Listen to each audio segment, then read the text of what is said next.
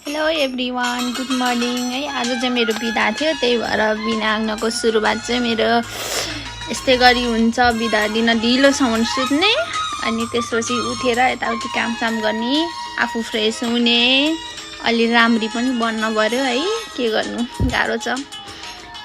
अनि त्यसपछि आफू यसो राम्री बन्यो। अनि मेरो ग्रिन टी नखाइ चाहिँ मेरो जिन्दगी कहिले नै सुरुवातै हुन्न क्या। बिहानमा ग्रिन टी चाहिँ मेरो फेभरेट हो। अनि ग्रिन टी खाएँ, त्यसपछि सुप्पा जानु थियो, रेडी भएर सुप्पा गएँ।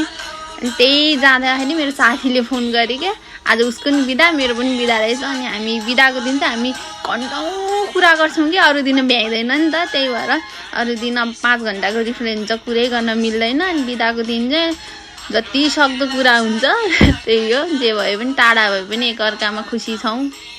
अनि त्योसँग बोल्दा बोल्दै गएर सामान लिएर आएँ। अनि अचार खान मन लाग्थ्यो, अचार बनाएँ है। अनि त्यसपछि लाएर अचार बनाएँ, सबै काटकुट गरेर। यो चाहिँ मेरो रेसिपी है, आफैले बनाएको रेसिपी हो यो गाइज। कस्तो छ भनिदिनु होला। अनि अचार बनाउँदै यता मासु पनि बनाउँदै थिएँ। अनि मासुको चाहिँ भिडियो खिच्न पाएको थिएन, बिचबाट हालेको मैले भिडियो चाहिँ। मेरो चाहिँ आफ्नै रेसिपी हो, जिरा खुर्सानी फुराएर टक्क मासु पकाउनु पानी छ क्या मेरो चाहिँ। त्यही भएर जिरा सिरा फुराएर मासु बनाएँ। अनि मिठो बनाएर भात खानु मन लाउँछ बिदाको दिन चाहिँ। अब अरू दिन त खासै भ्याउँदैन नि त, बिजी हुन्छ नि त धेरै नै। अनि त्यही भएर यस्तै छ। कस्तो देखियो मेरो मासु भनिदिनु है सबैजनाले। खाएँ ल, तपाईँहरू पनि खाना आउनुहोस् है। By by.